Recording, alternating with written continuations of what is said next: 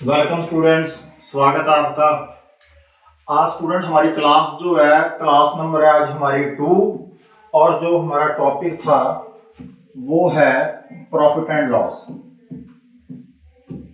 First class में हमने क्या किया था? फर्स्ट क्लास में हमने पूरा इसका प्रॉफिट एंड लॉस के बेसिक कंसेप्ट समझा था। ठीक, प्रॉफिट क्या होता है, लॉस क्या होता है, प्रॉफिट परसेंट क्या होता है, लॉस परसेंट क्या होता है, मार्केट प्राइस क्या होता है, डिस्काउंट क्या होती है ना, डिस्काउंट परसेंट क्या होता है, ये सब के बारे में हम इनकी टर्म्स को समझा था, ये होती क्या है। उसके बाद आज हम इसके थोड़े से क्वेश्चंस और आगे थोड़े बेसिक करेंगे और फिर हम टाइप्स पे चलेंगे, किस किस टाइप्स के सम आपको एग्जाम में पूछे जाएंगे। ठीक है, तो ये भी एग्जाम वाले ही हैं जो आपको आ रहे हैं, लेकिन इनका पता होना जरूरी है। मतलब जब सम कठिन हो जाते हैं, ठीक, जिनको आप कठिन सम बोलते हो, जो भयंकर सम होते हैं, ठीक, तो उनमें बेस यही लगेगा प्रॉफिट एंड लॉस का, जो हमने पहली क्लास में किया था। हमने क्वेश्चंस इसके कर लिए थे। हमने क्वेश्चन किए थे इसके 8। ये क्वेश्चन कर लिया था क्या हमने? ये हमारा लास्ट क्वेश्चन था। हम 9th क्वेश्चन पे चलते हैं। ये पढ़े क्वेश्चन, आज का पहला क्वेश्चन आपके सामने। Market price of an article is ₹2800। Market price है 2800। मार्केट प्राइस के बारे में मैंने बताया था आपको कि क्या होता है, जो छपा हुआ मूल्य होता है। छपा हुआ मूल्य, कोई भी हम चीज खरीदते हैं उसके ऊपर जो मूल्य छपा हुआ है, जो मार्क किया हुआ है, मार्केट प्राइस, इसको हिंदी में अंकित मूल्य बोलते हैं। और मार्केट प्राइस पे हमें क्या मिलता है? डिस्काउंट मिलती है। मार्केट प्राइस का रिलेशन डिस्काउंट के साथ होगा, प्रॉफिट और लॉस का रिलेशन सीपी के साथ। ठीक, इफ ए डिस्काउंट ऑफ ₹14.2/7%, यदि उसको 14.2/7% की डिस्काउंट मिल रही है तो what is the selling price? तो उसने वो चीज, दुकानदार ने वो चीज कितने रुपए की बेची?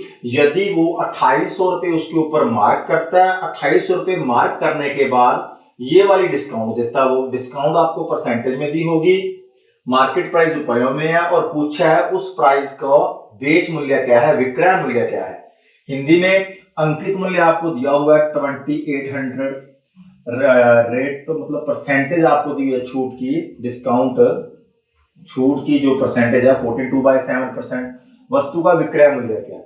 अब इस क्वेश्चन में क्या खास बात है कि ये परसेंटेज जो है, अब इस क्वेश्चन को यदि आप बिल्कुल बेसिक से करोगे तो नहीं आंसर आएगा, या फॉर्मूले से करोगे तो इसको मैं कहता हूं कि आप करिए रेशो मेथड से। इसीलिए मैंने आपको 2-2, 3-3 मेथड पहली क्लास में समझाए थे कि जौन सा मेथड जहां पे अच्छा लगे वहां पे वो लगा लो, सीख सारे लो।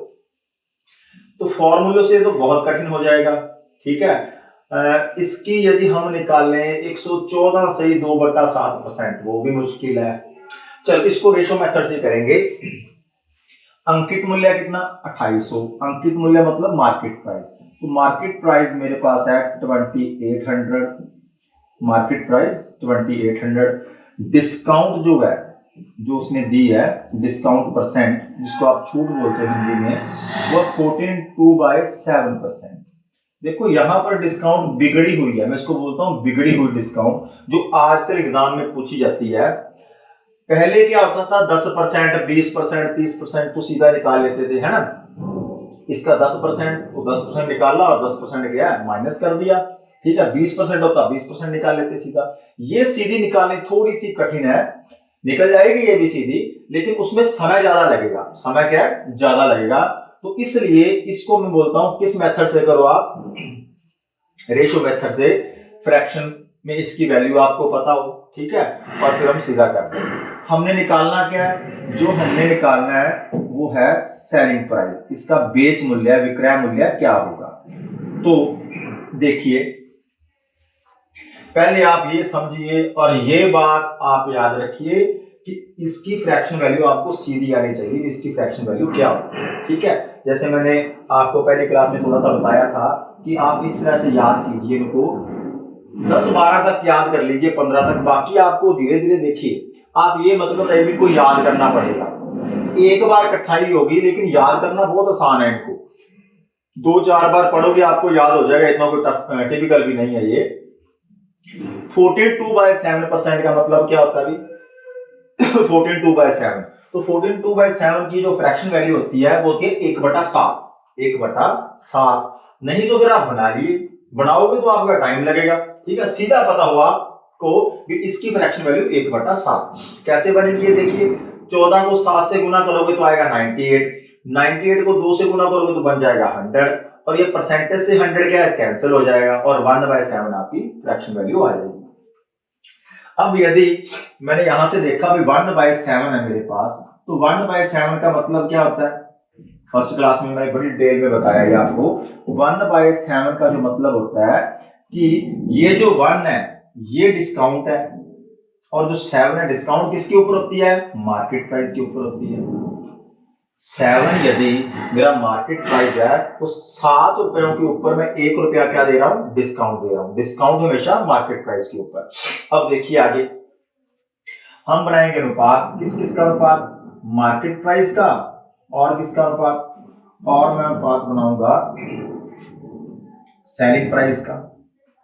डिस्काउंट वाले क्वेश्चंस में अनुपात बनेगा मार्केट प्राइस का और सेलिंग प्राइस का, और क्रय मूल्य विक्रय मूल्य वाले सवाल में क्वेश्चंस में किसका अनुपात बनेगा?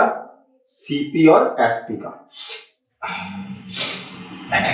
तो मार्केट प्राइस जो है वो मेरे पास है 7। यदि मार्केट प्राइस का अनुपात 7 है तो मैं बेच कितने की रहा हूं? 7 रुपए की चीज के ऊपर मैं 1 रुपया यदि डिस्काउंट दे रहा हूं तो मैं उस चीज को, उस वस्तु को कितने की बेच रहा हूं? 6 रुपए की। आपको फर्स्ट क्लास में समझाया था कि यदि मार्केट प्राइस में से डिस्काउंट हमेशा क्या होनी है? माइनस होनी है। मार्केट प्राइस में से यदि डिस्काउंट हटा देंगे तो उतने की वो चीज बेच देगा, है ना। आप भी यदि शॉप पे जाते हो तो आप क्या करते हो? आपने देखा 2800 की चीज है ना, उसके ऊपर इतना डिस्काउंट, तो आप जितने रुपए उसको दे के आओगे वो उसका क्या होगा? दुकानदार का विक्रय मूल्य। तो मार्केट प्राइस है और ये मेरे पास क्या है? सेलिंग प्राइस है। अब मेरे पास रेशो आ गया और मेरे को क्या पता करना है? सेलिंग प्राइस पता करना है। सेलिंग प्राइस पता करना, दिया क्या हुआ है? मार्केट प्राइस है। तो यदि 2800 रुपए मेरा रियल में, 2800 रुपए मेरा रियल में अंकित मूल्य है, मार्केट प्राइस है, तो 2800 रियल वैल्यू और नीचे क्या आएगा? मार्केट प्राइस की वैल्यू। मार्केट प्राइस का अनुपात, यहां पे हमने मार्केट प्राइस दिया है तो यहां से हम मार्केट प्राइस वाला 7 नीचे रखेंगे। ऊपर यदि मार्केट प्राइस की रियल वैल्यू है तो नीचे मार्केट प्राइस का अनुपात आएगा, और गुना करेंगे। किससे गुना करेंगे? जो अनुपात, उस अनुपात से गुना करेंगे जिसकी हमने वैल्यू निकालनी है। हमने वैल्यू निकालनी है विक्रय मूल्य की, और विक्रय मूल्य का अनुपात यहां पे रखेंगे। तो विक्रय मूल्य का अनुपात कितना है? 6 है। इसको सॉल्व करेंगे, 7 के पारे में यहां पे आया 400, और 400 को आपने 6 से गुना किया तो क्या आया? 2400। तो 2400 की वो जो चीज है वो हमें मिल जाएगी, और दुकानदार उसको कितने की बेचेगा? दुकानदार उसको 2400 रुपए की बेचेगा। ये जो विक्रय मूल्य किसका होता है? हमेशा दुकानदार का, शॉपकीपर का। अंकित मूल्य 2800 डिस्काउंट 42/7। बस मेन चीज ये थी इसमें भी, इसकी फ्रैक्शन वैल्यू हमें पता हो। इसकी फ्रैक्शन वैल्यू होती है 1/7। 1/7 का मतलब 7 रुपए की चीज के ऊपर 1 रुपए की छूट। 7 रुपए यदि अंकित मूल्य है, 1 रुपए छूट है। 1 रुपए यदि छूट है तो बेच कितनी गिरा? वो 6 की। वो हमारा क्या बन गया? अनुपात बन गया। तो हमने देखा यदि 2807 की वैल्यू है, एक की वैल्यू कितनी है? एक यूनिट की वैल्यू 400, और हमें कितने यूनिट की वैल्यू चाहिए? 6 यूनिट की, क्योंकि हमें एसपी चाहिए, विक्रय मूल्य चाहिए। तो 6 यूनिट की वैल्यू कितनी आ गई? 2400। ठीक, तो 2400 आपका क्या होगा? आंसर होगा ऑप्शन नंबर 4। Option number 4। तो अब आपको पता लग गया कि परसेंटेज वैल्यू से फ्रैक्शन वैल्यू में क्या, जब हम कन्वर्ट कर लेते हैं तो क्वेश्चन कितना आसान बन जाता है। इसी क्वेश्चन को आप किसी दूसरे मेथड से करोगे, जो मैंने और दोनों मेथड और बहुत बताए हैं, उससे यदि आप करोगे तो परसेंटेज में भी काफी टाइम लगेगा, और इसको जो फार्मूले से करेंगे तो इसको 100 में से क्या करना होता है? माइनस करना होता है। तो 100 में से 84.7% घटाने में कितना समय लगेगा? आप खुद देख सकते हो। ठीक है, तो इसीलिए मेथड तीनों सीख लो, जहां पर जो लगाना है वही लगाओ उसको। ठीक है, जो जिस क्वेश्चन पे सेट बैठ रहा है। अगले क्वेश्चन पे चलते हैं। एक वस्तु 30% की छूट पर 5040 रुपए में बेची जाती है, तो उसका अंकित मूल्य क्या है। अब ये क्वेश्चन बिल्कुल सेम पिछले क्वेश्चन की तरह है। इसमें हमसे अंकित मूल्य पूछा हुआ है और हमें छूट भी दी हुई है, और ये हमें क्या दिया हुआ है, ये हमें दिया हुआ बेची गई, मीन्स हमें सेलिंग प्राइस क्या है दिया हुआ है। यदि एसपी सेलिंग प्राइस विक्रय मूल्य 5040 और ये क्या मेरे पास डिस्काउंट परसेंट है, ये क्या है डिस्काउंट परसेंट है, तो डिस्काउंट परसेंट से बात बनेगी सबसे पहले 30%। 30% का मतलब 30/100, 30/100 मीन्स 3/10, 30% की वैल्यू 3/10, इसको आप 30/100 लिख सकते हो ना, 30/100, तो ये काटा 3/10। अब 3/10 का मतलब 3/10 का मतलब 10 रुपए मार्केट प्राइस। यदि 10 रुपए मार्केट प्राइस होता तो 3 रुपए वो क्या देता डिस्काउंट देता, 3 रुपए डिस्काउंट देता। 10 रुपए के ऊपर 3 रुपए की छूट है, नीचे वाला हमेशा मार्केट प्राइस, डिस्काउंट किसके ऊपर काउंट होती है मार्केट प्राइस पे, प्रॉफिट और लॉस कॉस्ट प्राइस पे। तो यहां पे मैंने अनुपात बनाया, क्या अनुपात बना मार्केट प्राइस और सेलिंग प्राइस का, मतलब अंकित मूल्य और विक्रय मूल्य का क्या अनुपात बना, और ये मेरे पास है विक्रय मूल्य। अंकित मूल्य और विक्रय मूल्य का ये क्या बन जाएगा रेशो बन जाएगा। तो देखिए अब मार्केट प्राइस यदि मेरे पास 10 है तो डिस्काउंट 3 की है, 10 के ऊपर 3 की छूट मैं दे दूंगा, डिस्काउंट दे दूंगा, तो मैं कितने की चीज बेचूंगा 7 रुपए की। 10 रुपए के ऊपर यदि कोई सी चीज के ऊपर 10 रुपए मार्क है और हमें 3 रुपए की डिस्काउंट मिल रही है, तो वो चीज कितने की बेच रहा है, वो चीज हमें बेच रहा है 7 रुपए की। विक्रय मूल्य हमेशा दुकानदार का, अंकित मूल्य दुकानदार ने अंकित किया, दुकानदार ने बेचा, हमें तो क्या मिली है डिस्काउंट मिली है, हमें मिली है, उससे गए हैं पैसे, तो वो माइनस करेगा। अब देखो आपके पास क्या दिया हुआ है, आपके पास अब एसपी दिया हुआ है, एसपी मतलब विक्रय मूल्य है, तो यहां पर विक्रय मूल्य 7 है, यहां पर विक्रय मूल्य 5040 है। यदि 5040 कितने यूनिट की वैल्यू है एसपी है, यहां पर एसपी कितना 7, यदि 5040 7 यूनिट की वैल्यू, तो मेरे को कितने यूनिट की वैल्यू चाहिए 10 यूनिट की। 5040 यदि 7 यूनिट की वैल्यू है तो 10 यूनिट की वैल्यू क्या होगी, तो 10 यूनिट की वैल्यू इसको कैंसिल करो आप, 7 पे 7 गया 49 और ये गया 2 पे 14 और ये बना 720। 720 का मतलब 720 के साथ एक जीरो और लगा दो, तो ये आया 7200, और ये 7200 क्या निकल गया, जिस यूनिट के साथ हमने गुना किया था तो 10 किसकी थी मार्केट प्राइस की, तो ये निकल गया मेरा अंकित मूल्य। अंकित मूल्य मतलब मार्केट प्राइस 7200 रुपए उस पर्सन ने मार्क किया होगा, 5040 की बेची है, ठीक है।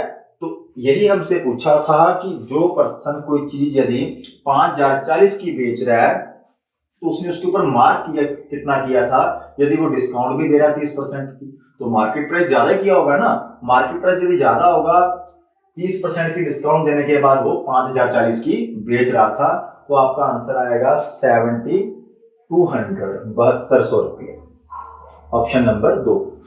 ठीक, आगे चलते हैं। एक वस्तु 11.1/9% की छूट पर 5040 रुपए में बेची जाती है। अब बेची तो 5040 नहीं है उसने, लेकिन वहां पे डिस्काउंट परसेंट बदल दिया, ठीक है, डिस्काउंट परसेंट कर दिया 11/9।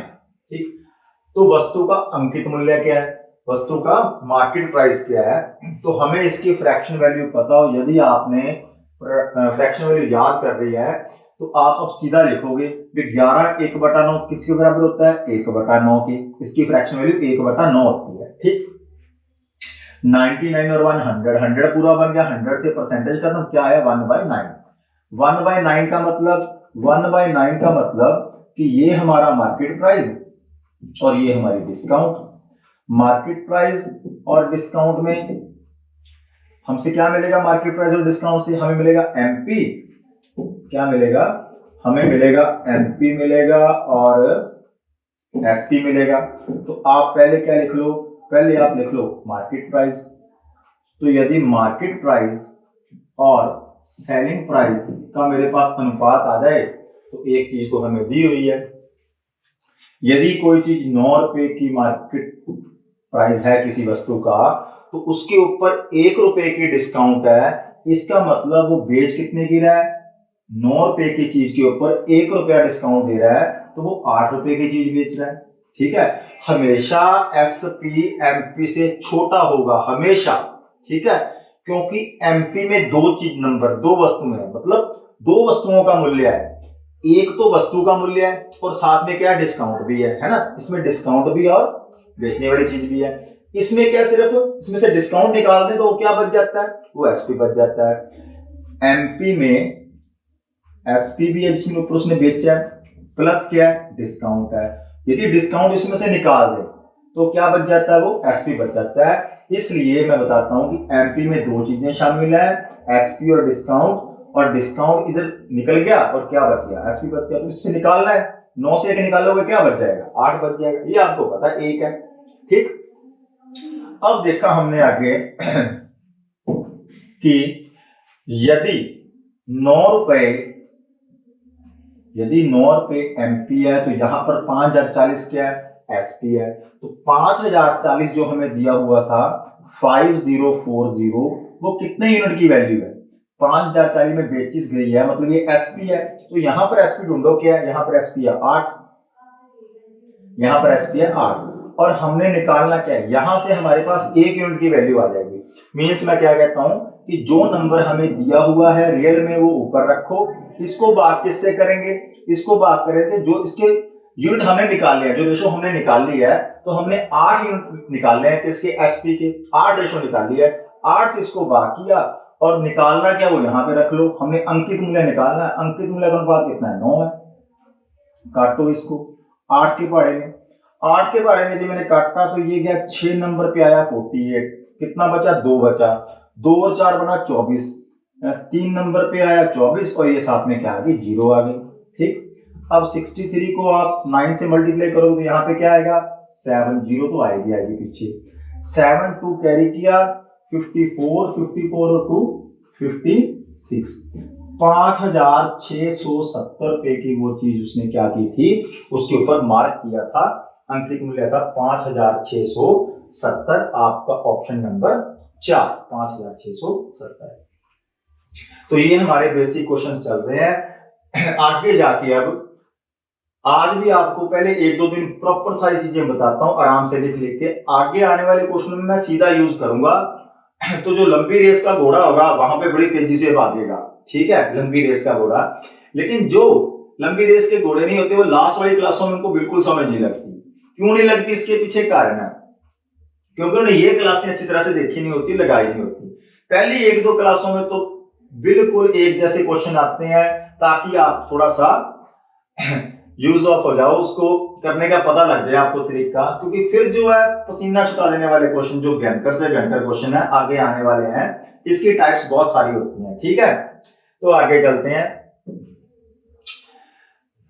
अब दोनों ही दे दिए हमें, क्वेश्चन पढ़िए पहले ढंग से, काम से। यदि एक वस्तु पर अंकित मूल्य दे दिया हमें, अंकित मूल्य भी दे दिया 1560 है, अंकित मूल्य 1560 है और विक्रय मूल्य 1326 है। मीन्स प्राइस जो मार्क है, यदि मैंने मार्केट में गया मैं तो मैंने देखा कि एक मैंने शूज लिए, जूते लिए, उन जूतों के ऊपर क्या था, शूज के ऊपर जो मार्केट प्राइस, जो टैग लगा हुआ था वो लगा था 1526 का, लेकिन मैं उसको रुपए दे के आया 1326, दुकानदार ने वो मेरे को कितने के दे दिए, 1326 रुपए के दे दिए। इसका मतलब ये क्या चीज है भाई, यदि टैग 1560 था तो उसने मेरे को 1326 के क्यों दे दिए, इसका मतलब कि वो मेरे को क्या दे रहा है, छूट दे रहा है, डिस्काउंट दे रहा है। हमने यही बताना है भी वो छूट क्या है, वो डिस्काउंट क्या है, उसने मेरे को कितनी डिस्काउंट दी है। तो आप कहोगे सर इसमें से ये माइनस कर देते हैं हम, हमारे पास छूट आ जाएगी, लेकिन अकेली छूट जो है वो नहीं पूछी, छूट का क्या पूछा है, परसेंटेज पूछा है। तो ये परसेंटेज का नॉर्मल सा क्वेश्चन है, ठीक। परसेंटेज कैसे निकालते हैं, परसेंटेज आपने पढ़ रखी है क्योंकि मैंने पढ़ा रखी है सारी की सारी। तो जो परसेंटेज है वो कैसे हम निकालते हैं, यदि हमें क्या दिया हो, ये हमारे पास क्या है 1560, 1560 मेरे पास है अंकित मूल्य। कौन सा मूल्य है, अंकित मूल्य है।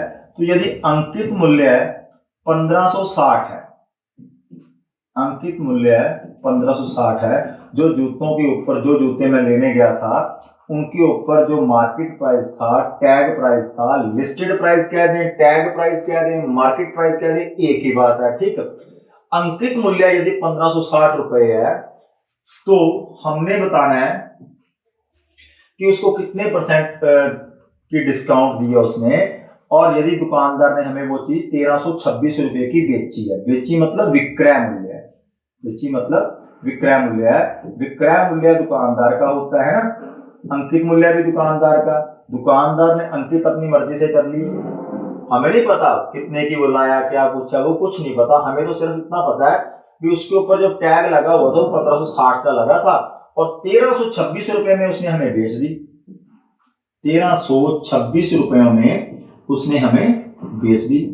यदि 1326 रुपयों में बेच दी तो हम ये पता करेंगे, सबसे पहले हम पता कर लेते हैं भी उसने हमें छूट कितने की दी है, छूट मतलब डिस्काउंट कितने की दी है। तो 1560 की वो चीज थी, 1326 की हम लेके आए हैं तो हमने निकाल लिया छूट। 10 में से 6 घटाओगे तो क्या आएगा, 4 आएगा। 5 में से 2 घटाया 3 आएगा। 15 में से 13 घटाया 2 आएगा, 2 3 4, अच्छा नंबर आ गया। 10 में से 6 घटाया 4, यहां बचा 5, 5 में से 2 घटाया 3, यहां बचा 15, 15 में से 13 घटाया 2, 234 रुपए की हमें क्या दी हुई है, छूट दी हुई है। अब हमने ये बताना है कि वो जो 234 रुपए हैं वो कितने परसेंट है। अब आपने कंफ्यूज नहीं होना कभी भी, 234 हम 1326 का निकालेंगे, 234 हम 1560 का, किसका निकालेंगे, 234 1560 पे काउंट करना परसेंटेज में या 1326 पर काउंट करना है। तो आपको बिल्कुल ये बातें बता चुका हूं डिटेल में कि जो डिस्काउंट होती है वो किस पे काउंट होती है, हमेशा मार्केट प्राइस पे। डिस्काउंट हमेशा मार्केट प्राइस पे काउंट होगी। यदि हमने डिस्काउंट परसेंट निकालना है तो डिस्काउंट को हम मार्केट प्राइस पे काउंट करेंगे। तो देखिए अब इधर डिस्काउंट परसेंट आ जाएगा। यदि हमने डिस्काउंट का प्रतिशत निकालना है तो डिस्काउंट हमेशा किसके ऊपर काउंट होती है, मार्केट प्राइस के ऊपर। मींस डिस्काउंट को ऊपर लिखते हैं, मार्केट प्राइस को नीचे लिखते हैं, और परसेंटेज जब भी निकालनी हो तो किससे गुना करते हैं, 100 से। 100 से हम क्या करते हैं, गुना कर देते हैं। तो 234 बता दो आप 1560 का कितने प्रतिशत है, 234 है वो 1560 का कितने प्रतिशत है, क्योंकि मार्केट प्राइस 1560 था। आपने गलती से भी यहां पर 1326 नहीं ले लेना। एक आंसर ऐसा भी पड़ा होगा ऑप्शन में जो 1326 पे निकाली होगी उसने, और जो बच्चे गलत करते हैं यहाँ पे 1326 ले गए, मल्टीप्लाई 100 किया, उनको ऑप्शन दिख जाएगी वो वाली। तो ये गलती कभी नहीं करनी आपने, क्योंकि ऑप्शन में पड़ा होगा और वो सोचेंगे हमारा सही है, आंसर भी ये आया और ऑप्शन में भी पड़ा है, तो ऑप्शन में डाला जाता है ये। लेकिन जिनका कंसेप्ट मजबूत है उसको ये पता होगा, जिसने अच्छी तरह से पढ़ रखा है कि 234 और नीचे क्या लगाना है, 1560। डिस्काउंट को मार्केट प्राइस के ऊपर काउंट करेगा वो, और गुना किससे कर देंगे, 100 से। तो ये 0 से ये 0 हो गया हमारा, ठीक है। 156 कौन से बड़े बड़े पे काट देंगे इसको, चलो 3 पे तो काटे पहले, 12 पे जा रहा है क्या, 3 पे काट लो ज्यादा, 3 पे कैंसिल कर लो उसको। 3 पे कैंसिल किया मैंने, तो 3 के पारे में आया 5 नंबर पे, ये आया 2 नंबर पे है। 3 के पारे में सॉरी ये आया मेरा 7 नंबर पे और 2 8 नंबर पे। बड़े बाड़े पे काटा करो, टेबल्स याद करो, कैलकुलेशन क्विक हो जाएगी आपकी। 3 5 15, 3 दूनी 6, 3 7 21, 22 23 2 बच्चे, 4 3 8 24, 52 और 78। 13 के पाड़े में सीधा काट लो उसको। 13 के पाड़े में आया ये 4 नंबर पे, 13 के पाड़े में 52 कितने नंबर पे आएगा, 4 नंबर पे, और 13 के बड़े जो 70 तो वो कितने नंबर पे आएगा, 6 नंबर पे। ठीक है, तो 60 ऊपर बन रहा है, नीचे 4 बन रहा है, तो 60 को 4 से काटोगे तो क्या आ जाएगा, 15। तो 15% की छूट दे रहा है। देखो 4 मेरे पास नीचे था, यहाँ पे 6 था, यहाँ पे 10 था, तो मैं इसको 2 के पारे में कैंसिल करूं, फिर उसको इसके साथ कैंसिल करूं। आप सीधा देख लीजिए, इधर 10 है, इधर 6 है, 10 का 6 में गुना जाएगा 60, और 4 के पारे में 60 आ रहा है, कितने नंबर पे आ रहा है, 15 नंबर पे आ रहा है। तो 15% जो है वो डिस्काउंट दे रहा है, 15%, ऑप्शन नंबर 1, 15%। अंकित मूल्य दिया हुआ था, विक्रय मूल्य दिया हुआ था, अंकित मूल्य में से यदि विक्रय मूल्य घटा देंगे तो हमारी क्या आ जाएगी, छूट आ जाएगी। उस छूट को हमने काउंट करना है, इसको बताना, ये रुपयों में है तो परसेंटेज में कितनी, तो परसेंटेज में क्या निकालने के लिए क्या करते हैं, परसेंटेज में निकालने के लिए डिस्काउंट को आप भाग देते हैं अंकित मूल्य में, ठीक, डिस्काउंट बाय एमपी मल्टीप्लाई, और परसेंटेज जब भी निकालोगे तो 100 से गुना करोगे, परसेंटेज जब भी हटाओगे तो 100 से भाग करोगे। परसेंटेज वाले टॉपिक का बेसिक जो है, ठीक। तो ये था हमारा आंसर, 15% की वो छूट प्राप्त करके जा रहा है। आगे चलते हैं, यहां पर भी अंकित मूल्य और विक्रय मूल्य दिए हुए हैं, लेकिन यहां पर हमें अनुपात में मतलब रेशो बना के दे दिया। जो हम रेशो बनाते थे, अब बना बनाया रेशो आ गया, तो बढ़िया बात है, तो आसान क्वेश्चन है। जो हम रेशो बनाते थे, बना बनाया रेशो आ गया। यदि किसी वस्तु की अंकित मूल्य, मार्केट प्राइस, और विक्रय मूल्य, सेलिंग प्राइस का अनुपात 9:7 है, तो छूट प्रतिशत क्या है, तो कितनी डिस्काउंट दे रहा है। 9 रुपए की यदि कोई चीज कोई पर्सन 7 रुपए में बेचता है, तो कितने रुपए की डिस्काउंट दे रहा है, 2 रुपए की, है ना। और 2 रुपए की डिस्काउंट को आपने एमपी के ऊपर काउंट करना है और मल्टीप्लाई क्या कर देना है, 100। ये आपका क्या आ जाएगा, ये आपका आ जाएगा डिस्काउंट परसेंट, छूट प्रतिशत। 1/9, ये है 2/9। चलो अब देखो, यदि आपको अब पावर्स दिखेंगी, किसकी पावर दिखेगी, फ्रैक्शन वैल्यू। आपको पता है 1/9 क्या होता है, 1/9 11 से 1/9 होता है। 1/9 को फ्रैक्शन में लिखेंगे तो 11 1/9%, 11 1/9 का 1/9 मतलब 100/9, ठीक है, बनेगा। तो यहां पे 2/9 है। ये सारा काम हम परसेंटेज में कर चुके हैं। यदि 1/9 11.11 होता है कि नहीं, कि 9.909 होता है, देखो कंफ्यूज नहीं होना। आप देखो 100/9 है आपके पास, तो आपको आंसर सीधा दिख रहा है, ये सीधा पड़ा है। 1/9 हमने क्या किया था, 1/9 का मैंने कहा था, जो 1/9 फ्रैक्शन वैल्यू किसकी होती है, 11 1/9 की। 1/9 जो फ्रैक्शन वैल्यू होती है, 11 1/9 की फ्रैक्शन वैल्यू होती है 1/9, ठीक है। अब मेरे पास है 2/9, तो इसको 2 से गुना कर दो। इसका जो है डेसिमल में क्या होता है, डेसिमल में इसका क्या होता है, याद है कि नहीं। परसेंटेज वाली क्लास अच्छी तरह से लगाओ, बार बार कह रहा हूं। 11 1/9% है, ये 1/9 है। यहाँ पे आपको पता होना चाहिए कि इसको परसेंटेज में, पॉइंट्स में आएगा, डेसिमल में आएगा। डेसिमल में भी इसकी वैल्यू मैंने याद करवाई है आपको, ठीक है। आप देखना उससे, और उससे आप मार्क करना आंसर क्या आएगा। अब कई बच्चों को तो सीधा पता लग गया होगा भी आंसर क्या है, ठीक है। यदि मान लो आपको याद नहीं है, नहीं तो आप सीधा लिख दोगे भी ये पढ़ा ये आंसर। नहीं पता है तो फिर आप क्या करोगे, 2 को 100 से गुना करोगे, क्या आएगा 200, है ना। और 200 को 9 से भाग करोगे, पूरा पूरा तो जान ही रहा। 200 को 9 से भाग करोगे तो यहाँ पे आपने काटा भी 9 दूनी 18, है ना, दशमलव लगाया, फिर 9 दूनी 18, फिर दशमलव लगाया, फिर 2 बचा, फिर 2 आया, फिर 2 आया, तो आंसर आ गया आपका 22.22%। लेकिन इतना आपको करना नहीं है, ये आपका टाइम बचाने के लिए मैंने आपको फ्रैक्शन वैल्यू कहा था, भी वो फ्रैक्शन वैल्यू आप याद कर लो अच्छी तरीके से। याद मैंने परसेंटेज वाले टॉपिक में आपको करवा भी दिया था। 1/9 होता है 11.111, ठीक है। बट यहाँ पे क्या था, 2/9 था। यदि आपको सीधा पता है 1/9 11.11% होता है, 11.11 आगे चलता जाता है, दो हम नंबर्स तक ले लेते हैं, 11.11%। 1/9 यदि 11.11% है तो इसका पता लग गया अभी 100/9 की वैल्यू ये होती है, तो इसको 2 से गुना ही करना था, तो 22 पॉइंट, ठीक है, 22.22। यदि 3/9 होता तो 33.33, यहाँ पे 4/9 होता तो 44.44, ठीक है। तो यदि आपको एक की वैल्यू पता है 1/9 की, तो 2/9 की इसको 2 से गुना ही तो करना था, ठीक। आगे चलते हैं।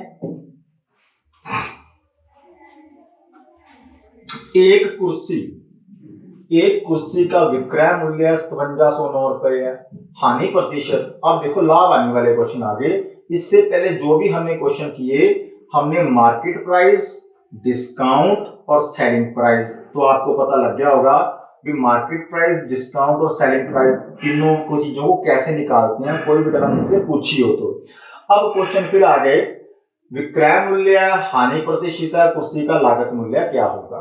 तो यदि कोई कुर्सी 5,709 रुपए की बेची जाती है और उसके ऊपर 34% की हानि होती है, तो उस कुर्सी को खरीदा कितने का था, उसकी कॉस्ट प्राइस क्या थी।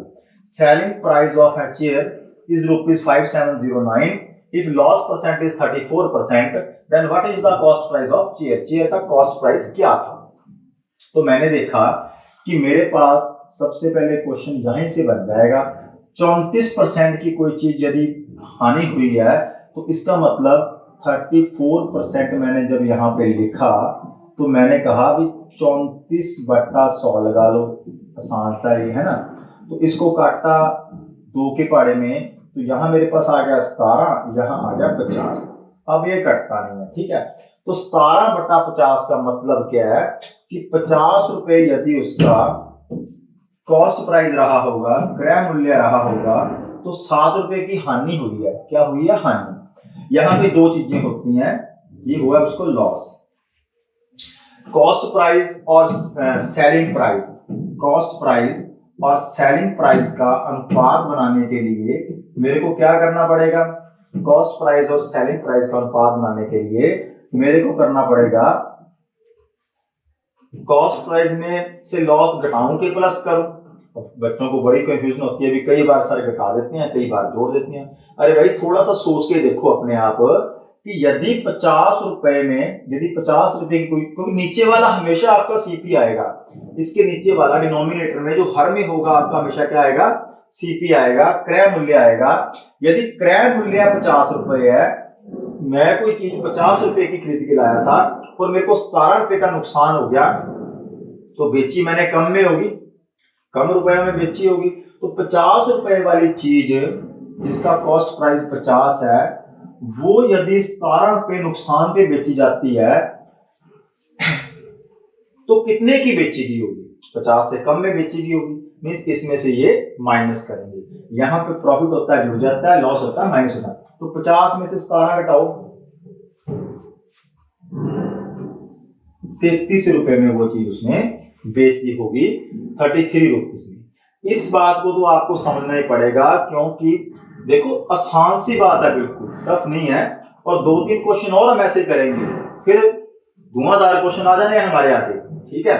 तो इसलिए आपका बेस पहले मजबूत कर रहा हूं कि वहां पे जाके ये चीजें मैं बार बार ना करवाऊं। आपने बाकी क्लासेस भी देखी होंगी, मेरे करवाने का ढंग यही है कि टाइप वाइज करवाओ, ठीक है। जैसे जैसे पहले आसान क्वेश्चन बेसिक बन जाए, सारी बेसिक के बारे में पता चल जाए, उसके बाद फिर जो है धुआंधार क्वेश्चन आ जाते हैं, सब कुछ इकट्ठा ही आएगा, ठीक है। तो उसके लिए तैयार रहो, ये आपको तैयार कर रहा हूं नेक्स्ट क्लासेस के लिए भी, आपको बड़ी अच्छी तरह से समझ आएगा जो इनको ढंग से पढ़ेगा। यहाँ पे गड़बड़ हुई, यहाँ पे ढंग से नहीं पढ़ा आपने, तो वहां पे फिर मुश्किल समय आने वाला है, फिर आपको बच्चों को मेरी समझ आनी बंद हो जाती है। इसमें वो ये नहीं देखते कि हमारा जो प्रॉब्लम कहाँ पे है, ठीक है। तो प्रॉब्लम यहीं पे है कि बच्चों का बेस नहीं मजबूत होता। वो कहते हैं आसान क्वेश्चन है, आसान क्वेश्चन नहीं है ये। यहाँ पे परसेंटेज आसान नहीं है, इसको आप दूसरे तरीके से करोगे सारे क्वेश्चन नहीं बनेंगे। ऐसे करोगे इस मेथड से तो सारे क्वेश्चन बनेंगे। यदि मैं आपको ये चीज समझा रहा हूँ, इसके पीछे कोई कारण है जो मेरे को पता है कि क्या कारण आगे जाके, वो आपको भी समझ आएगा भी सर ने हमसे हर एक क्वेश्चन में रेशो क्यों बनवा रहे हैं बार बार। क्योंकि आगे का मैं देख सकता हूं कि आगे क्या होने वाला है। ठीक है, आपके लिए नया टॉपिक, पहली बार कर रहे हो, दूसरी बार कर रहे हो, या इस मेथड से पहली बार कर रहे हो, तो यदि आप किसी और मेथड से भी करते थे, आपके जो हार्ड क्वेश्चंस हैं जो आपके एग्जाम में पूछे जाने हैं, भी यदि पेपर हम टफ आ जाए तो वो वाले क्वेश्चन आपसे आसानी से बनेंगे यदि ये टॉपिक आपने इस मेथड से किया होगा। आइए क्वेश्चन पे चलते हैं। 34%, 34/100, 17/50, 50 यदि खरीद मूल्य है तो 33 बेच मूल्य हो गया, 17 का नुकसान हो गया। ठीक है, अब रेशो बन गया 50-33 का। 50-33 का रेशो बनने के बाद हमसे पूछा गया कॉस्ट प्राइस कितना है।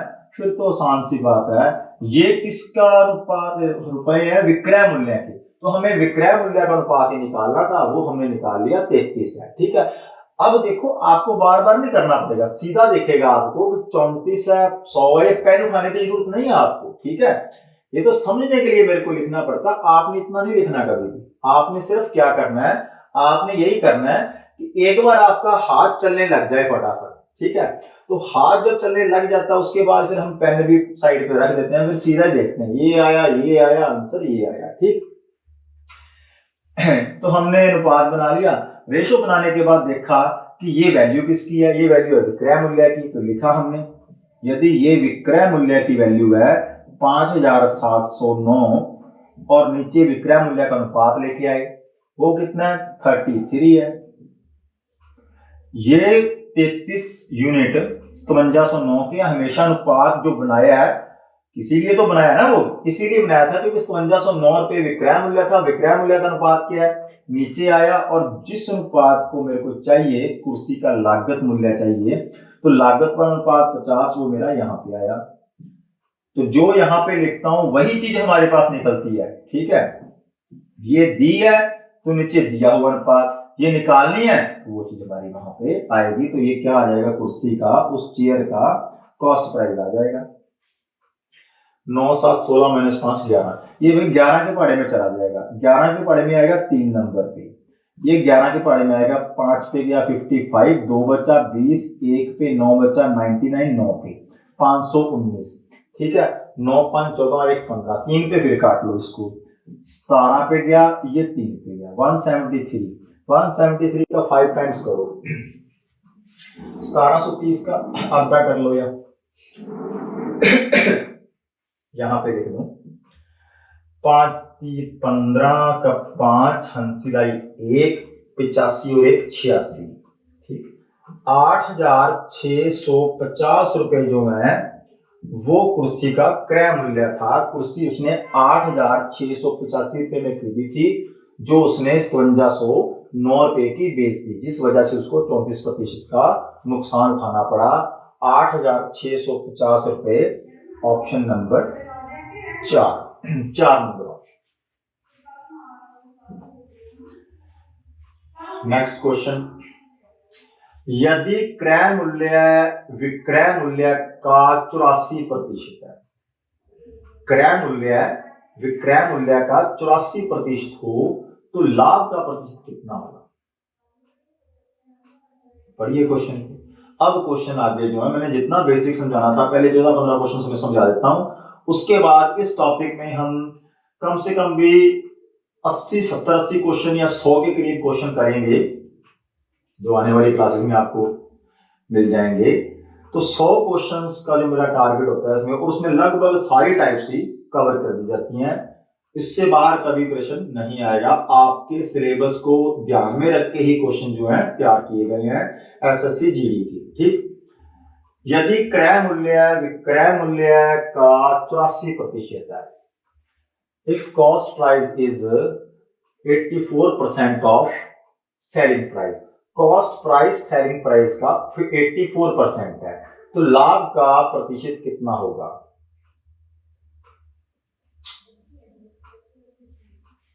क्रय मूल्य, जो क्रय मूल्य है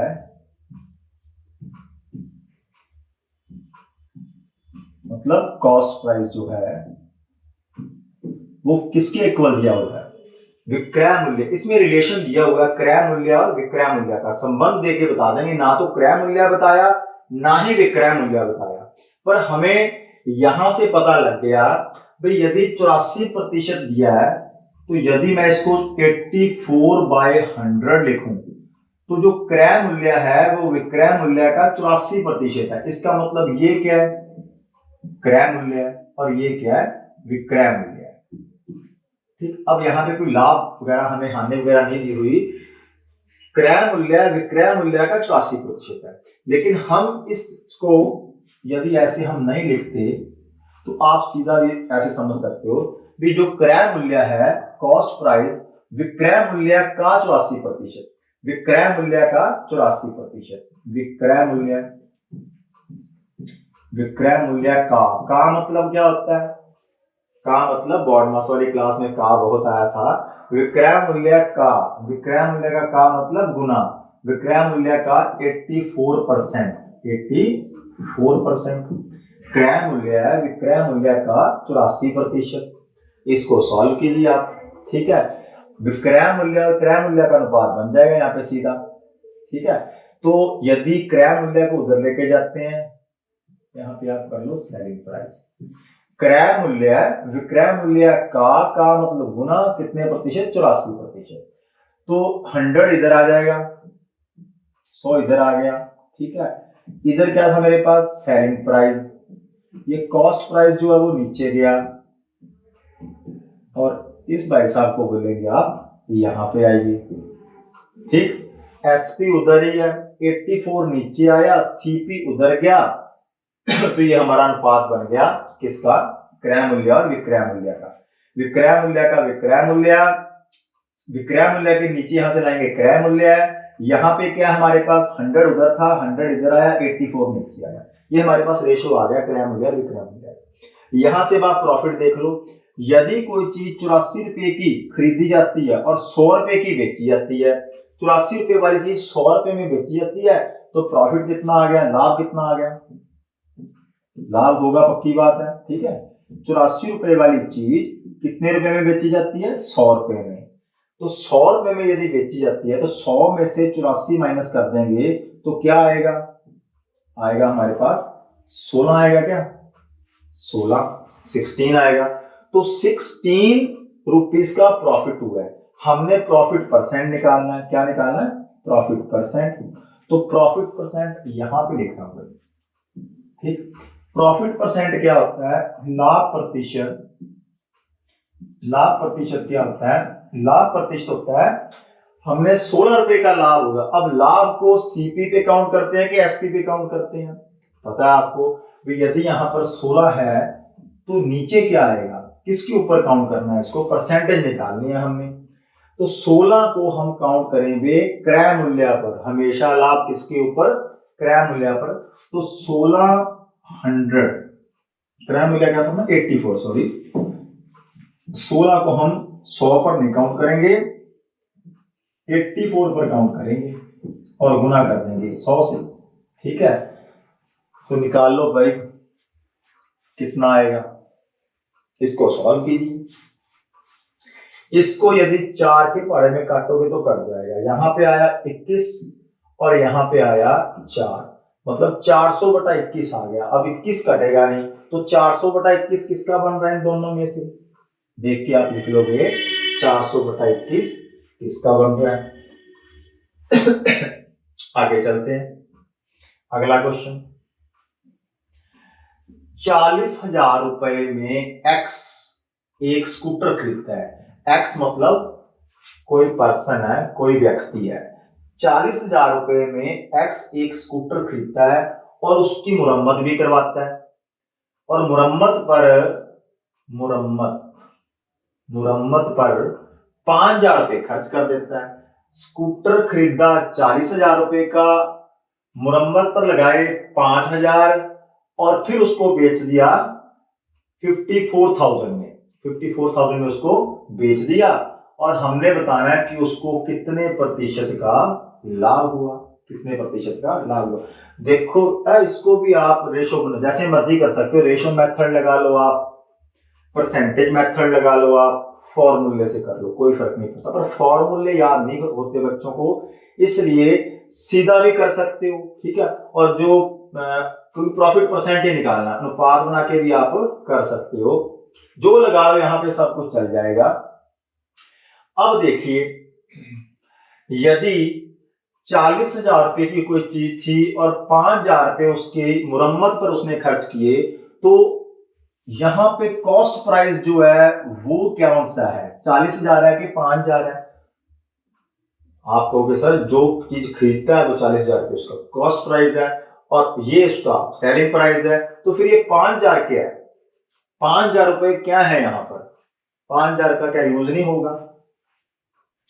खरीदने वाला प्राइस 40,000, बेचने वाला प्राइस 54,000 और मुरम्मत वाला प्राइस, ये प्राइस कहां से आ गया? ये 5,000। इसका क्या करेंगे? तो इसका क्या करेंगे, इसको हम 40,000 में जोड़ेंगे तभी हमारा टोटल सीपी आएगा। ठीक है, खरीदने पे हमें 5,000 खरीदार को नहीं दिए, हमने खरीदार को नहीं दिए, लेकिन हमें इतना पता भी खरीदकर हम 40,000 का ही लाए थे, खरीदकर हम 40,000 का लाए थे, सीपी 40 था, लेकिन जो प्रॉफिट और लॉस है वो प्रॉपर पूरे सीपी पे निकलेगा, ना कि 40,000 पे। ठीक, तो इसका मतलब उसको टोटल वो चीज कितने रुपए की पड़ गई? टोटल वो चीज उसको पड़ गई 45,000 की। उसकी तरफ से तो 45,000 रुपया चला गया ना, तो वो कहेगा भी मेरे को ये चीज 45,000 रुपए की पड़ी है, इसका मतलब उसका सीपी क्या होगा? 45,000। कहने का मतलब मैं आपको समझाना क्या चाहता हूं कि यदि कोई चीज खरीदने के बाद उसके ऊपर और पैसे लगाए हैं, तो वो पैसे उसकी मुरम्मत में लगाए हैं या कहीं भी लग रहे हैं, वो पैसे हमेशा वो वाले रुपए में क्या ऐड होते हैं, तभी हमारा क्या आता है? क्रय मूल्य। तो यहां पर जो क्रय मूल्य होगा वो क्या होगा? देखिए, क्रय मूल्य है, तो जो क्रय मूल्य है वो है, एक तो जेन्युइन में क्रय मूल्य मतलब जितने रुपए वो देके आया था, वो देके आया था 40,000 रुपए, प्लस क्या करेंगे? अब इस चीज को देखिएगा ध्यान से, मैं प्लस क्या कर रहा हूं, प्लस इसमें 5,000 रुपए, ये 40,000 था क्या? 40,000 रुपयों में अब जो रुपए हैं 5,000 वो जोड़ देंगे, तो उसको वो टोटल चीज कितने की पड़ी? टोटल वो पड़ी उसको 45,000 की। कितने की? 45,000 की, 45,000। तो ये मेरा कुल क्रय मूल्य आ गया, जो मैंने को पैसे देने पड़े। मेरे को तो 45,000 की, मैं कहूंगा घर में जब लेके आऊंगा भी 45,000 रुपए का पड़ गया है। 40,000 रुपए जिससे खरीदा उसको दिया, और जब लेके आया तो एक ये खराब था, इसकी मुरम्मत करवानी पड़ी, 5,000 वहां पे खर्च हो गए, तो मेरी तरफ से जो रुपए गए 45,000 क्रय मूल्य, ये मुरम्मत वाले रुपए, और ये 40,000 जो कैश दिए उसको। अब उसको बेचा कितने का? विक्रय मूल्य। अब उसको बेचा कितने का? विक्रय मूल्य है। तो बेचने वाले जो रुपए हैं विक्रय मूल्य है, तो विक्रय मूल्य मेरे पास आया, ये मेरे को दिया हुआ है 54,000, ये सीधा दिया हुआ था 54,000। 54,000 की उसने चीज बेची है, 45,000 की उसने चीज खरीदी थी, तो सीधा पता लग रहा है उसको क्या होगा? लाभ होगा। और यही हमसे पूछा है लाभ कितना होगा? लाभ होगा, लेकिन लाभ कितना होगा यही हमने बताना है। तो आप क्या करो, अनुपात बनाना है, अनुपात बना लो, सीधा माइनस करना है, सीधा माइनस कर लो, तो आसान सी बात है। और लाभ आपको बताओ किसके ऊपर काउंट होता है? लाभ हमेशा काउंट होता है क्रय मूल्य के ऊपर, और टोटल क्रय मूल्य के ऊपर काउंट होगा इसमें भी। तो 45,000 और 54,000 का जो डिफरेंस है वो उसका लाभ है। 5 और 4 9,000, 9,000 रुपए का लाभ है उसको, 9,000 रुपए का लाभ है। और लाभ किसके ऊपर काउंट होता है? क्रय मूल्य के ऊपर। मींस 45,000, पूरे 45 के 45,000 पे काउंट करना है, 40,000 में मत काउंट कर देना, और 100 से गुना कर देंगे इसको। ठीक, तो आप कैंसिल कर लीजिए, ये जो 3 जीरो में, ये 3 जीरो से गई, 9 के पारे में 45 आया 5 नंबर पे, और 5 के पारे में जो 100 है वो आया 20 नंबर पे। इसका मतलब 20% का उसको लाभ हुआ। यदि हमसे परसेंटेज में पूछा गया है, रुपयों में पूछा जाता तो 9,000 रुपए का लाभ हुआ है, परसेंटेज में पूछा जाता 20% का लाभ हुआ है। इस क्वेश्चन में सिर्फ और सिर्फ एक ही बात समझने वाली थी कि ऐसे क्वेश्चन आपको आएंगे पेपर में, और जो प्रॉफिट के ऊपर, मतलब यदि कोई चीज वो कितने की खरीद के लाता है, तो एक्स भाई साहब जो है वो 40,000 रुपए की लाए थे ना, लेकिन वो 40,000 अकेला क्रय मूल्य नहीं है, अकेला सीपी नहीं है, ये 5,000 रुपए उन्हें खर्च भी किए थे उसके ऊपर, मुरम्मत के ऊपर, उसको ठीक करवाया था। तो दोनों को जोड़ के मुरम्मत वाले पैसे क्रय मूल्य में जोड़ दोगे तो आपका टोटल क्रय मूल्य 45,000 पड़ा, विक्रय मूल्य बना 54,000, डिफरेंस आया 9,000। 9,000 का फिर भी उनको लाभ हो गया, और वो 9,000 का लाभ हम हमेशा किसके ऊपर निकालते हैं? क्रय मूल्य के ऊपर। अगला क्वेश्चन उसी के साथ का क्वेश्चन है, देखिए 700 रुपए में एक कपड़े का टुकड़ा खरीदा गया, 20 रुपए के टेलरिंग चार्ज के बाद, देखो 700 रुपए का कपड़ा खरीदा, क्रय मूल्य निकालते हैं पहले। 700 रुपए तो कपड़े खरीदने के हमने दे दिए, प्लस 20 रुपए हमने एक्स्ट्रा दिए हैं, 20 रुपए के टेलरिंग चार्ज भी दिए हैं, कपड़ा खरीदने के बाद जो चार्ज हमने एक्स्ट्रा दिए हैं 20 रुपए वो भी दिए हैं, तो कपड़ा हमें कितने का पड़ा टोटल? 700 रुपए वो और 20 रुपए ये चार्ज वाले भी, 20 रुपए ये चार्ज वाले भी जो टेलरिंग के दिए हैं 720, तो कितने रुपए हो गए? 720,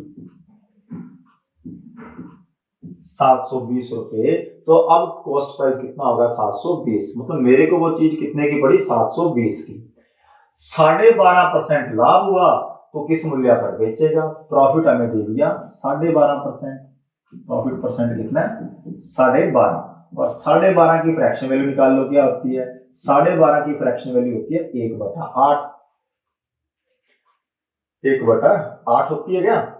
12.5, 12 सही 1/2, 12 से 1/2% है, तो इसका मतलब क्या होता है? 1/8। 12 को 2 से किया 24, 24 और 1 25, इस 25 से 100 कटेगा, आएगा 4, 4 को 2 से गुना करूंगा 8, ठीक। 1/8 सीधा याद रख जिसको है, वो सीधा उसकी स्पीड ज्यादा होगी, ठीक। यदि आपको सीधा याद नहीं है, आपकी स्पीड कम होगी, क्वेश्चन आप कम निकाल पाओगे। तो 1/8 का मतलब क्या है? अब आपको पता है, नीचे वाला क्या होता है? Cost price. ऊपर वाला क्या है मेरे पास? ये कॉस्ट प्राइस है, तो ये क्या हुआ है? लाभ हुआ है, और यदि लाभ हुआ है तो ये मेरे पास प्रॉफिट है। सीपी और एसपी का अनुपात बनाया, यदि सीपी 8 था कॉस्ट प्राइस और लाभ हुआ है, तो लाभ सीपी में जुड़ेगा, तो एसपी क्या आ गया? 9 आ गया। यदि ये सीपी है तो ये एसपी है, और हमसे एसपी पूछा विक्रय मूल्य कितना होना चाहिए, तो विक्रय मूल्य हमसे 9, हमने 9 की वैल्यू निकालनी है, 8 की वैल्यू हमें दी हुई है कितनी? 720, ठीक है। यदि 720 8 की वैल्यू है तो 9 की वैल्यू कितनी? 720। यदि 8 यूनिट की वैल्यू है, सीपी 8, 8 का रेशो नीचे निकालना है क्या? 9, तो 8 को इस पे कैंसिल किया, क्या आया? 90 आया, 90 को 9 से गुना किया तो 810 रुपए आया। 810 रुपए क्या है? वो चीज उसने बेची है, कपड़े का टुकड़ा आगे बेच दिया, इतना परसेंट प्रॉफिट कमा लिया। 720 का पड़ा था, 810 का बेच दिया। Option number 3 number option. और सवाल लेते हैं, एक दुकानदार एक सोफा सेट 12% की छूट पर खरीदकर उसको 17,776 रुपए में बेचता है। सोफा सेट का अंकित मूल्य क्या है? Market price. अब देखो थोड़ा स्पीड से करेंगे, ठीक है। यदि दुकानदार एक सोफा सेट की छूट पे लेता है 12%, 12% का मतलब क्या है? 12/100, 12/100, और 12/100 को यदि हम छोटा करें तो ये आया 3, ये आया 25, और इस 3 और 25 का मतलब क्या है? इस 3 और 25 का मतलब है 4 के पहाड़े पे 25 नंबर पे, 4 के पहाड़े पे 3 नंबर पे।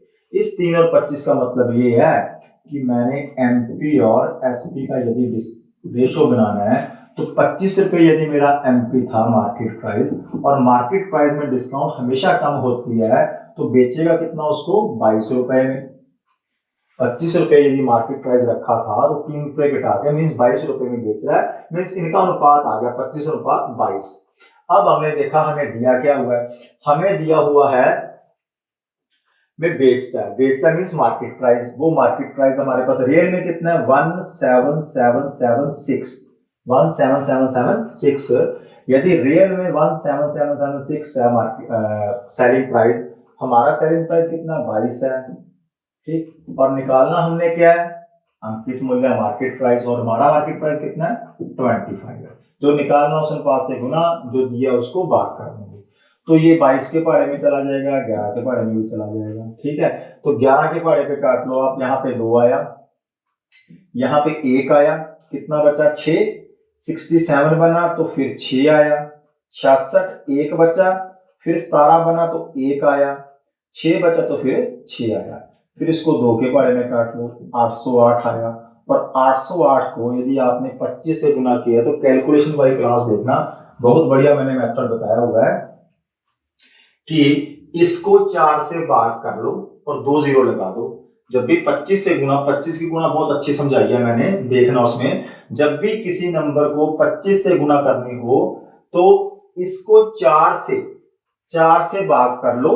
808 को 4 से भाग करना है, तो 4 से जब भाग करोगे और साथ में 2 जीरो लगा देना तो कितना आएगा 202। 202 के साथ 2 जीरो लगाओगे तो ऑप्शन नंबर 1 आ जाएगी आपकी। 25 से गुना करना हो जब भी तो 4 से भाग कर लो इसको और 2 जीरो साथ में चिपका दो, 1 जीरो ये 1 जीरो ये 25 का मल्टीपल हो जाता है। ये बातें मैंने कैलकुलेशन वाली क्लास यदि आपने लगाई है तो आपको पता होगा कि इसके लिए ज्यादा मेहनत करने की जरूरत नहीं होती। ठीक, आगे, किसी उत्पाद मतलब प्रोडक्ट, कोई प्रोडक्ट जो है का मार्केट प्राइस 500 रुपए है, 500 रुपीज है, 10% और 10% के बाद मतलब 2 छूट दी गई है। ये नया कंसेप्ट शुरू हो गया अब यहां से, ठीक है। 2 छूट दी गई हैं और वो छूट देने के बाद हमने बताना है कि विक्रय मूल्य क्या आएगा। नया टाइप शुरू हो गया। अब 2 छूट है, आप क्या सोचते हो कि 500 रुपए थे, 500 रुपए के ऊपर पहले उसने 10% की छूट दी, फिर उसने 10% की छूट दी, तो क्या टोटल छूट 20% हो गई? क्या टोटल डिस्काउंट उसने 20% दे दिया? आप भी जब मार्केट में जाते हो तो डिस्काउंट का ही ऑफर चल रहा होता है ना भाई, लिखा होता है 70% प्लस 20%, है ना, या 90% डिस्काउंट चल रही है प्लस 9%, 80% प्लस 10%, इस तरह से। मतलब 2 डिस्काउंट जब देते हैं तो क्या ये 70% और 20% 90% होता है? क्या वो 90% की डिस्काउंट दे रहा है? क्या ये 90% और 9% 99% होता है? ये नहीं होता। ये सिर्फ हम जोड़ लेते हैं अभी 70% की डिस्काउंट ये दे रहा है और बाद में दे रहा है 20% की, 2 डिस्काउंट दे रहा है लेकिन पूरी 90 नहीं दे रहा, पूरी 90 नहीं दे रहा। ऐसे क्यों दे रहा है भाई? क्योंकि ये 90% नहीं है, ठीक है, दिखने में 90 लगता है लेकिन 90% ये नहीं है, और ये भी 99% नहीं है, ये भी 90% नहीं है, ठीक। तो वो ग्राहकों को क्या करता है, बेवकूफ बनाता है, ठीक है। तो इसलिए आपने नहीं बेवकूफ बनना, आप सीख लो आज ये बात कि ये कितने % डिस्काउंट है। चलो मैं आपको बड़े आराम से क्वेश्चन नेक्स्ट क्लास में करेंगे। मैं आपको ये बताता हूं, इस क्वेश्चन को हम अगली क्लास के लिए छोड़ते हैं, ठीक है। आप देखना कि जैसे मैं हर एक क्लास में करता हूं, कुछ ना कुछ आपको क्लास में दे के जाता हूं कि आप पढ़ने के लिए थोड़ा सा मजबूर हो जाओ यार। 10% और 10% क्या है, ये हम अगली क्लास में करेंगे। आपने सिर्फ ये देखना भी क्या ये 20% है, 20% 10% और 10%। यदि 20% में लेता हूं तो 20% की फ्रैक्शन होती है 1/5। 1/5 का मतलब क्या वो 100 रुपए की डिस्काउंट दे रहा है? और यदि 100 रुपए तो दे रहा है तो वो कितने का बेचेगा? वो बेचेगा 400 का, है ना। 400 ऑप्शन भी पड़ गया यहाँ पे, तो इसका आंसर 400 नहीं है, ठीक है। इसका आंसर जो भी है आपको कल की क्लास में दिया जाएगा, नेक्स्ट क्लास में, जो आपकी नेक्स्ट क्लास है। अब उसमें देख मत लेना जाके भी क्या करना है, अपने आप करना है इसको, आज फिर क्लास देखना दोबारा से, ठीक है। तो ठीक है स्टूडेंट्स, आज अगला क्वेश्चन भी है इसी के साथ का, ठीक है। तो आज हमारे 19-20 क्वेश्चन पे पहुंच गए। अब जो आगे क्लासेस आएंगी वो थोड़ा सा पसीने वाली क्लासेस होंगी, ठीक है। तैयार होके देखना, उनको इन क्लासों की बहुत हेल्प मिलेगी। जो ये 2 क्लासें हमने बड़े आराम से लगाई हैं धीरे धीरे, अब स्पीड भी बढ़ेगी और क्वेश्चंस का लेवल भी बढ़ेगा, ठीक। तो ठीक है स्टूडेंट्स, धन्यवाद, मिलते हैं अगली क्लास में।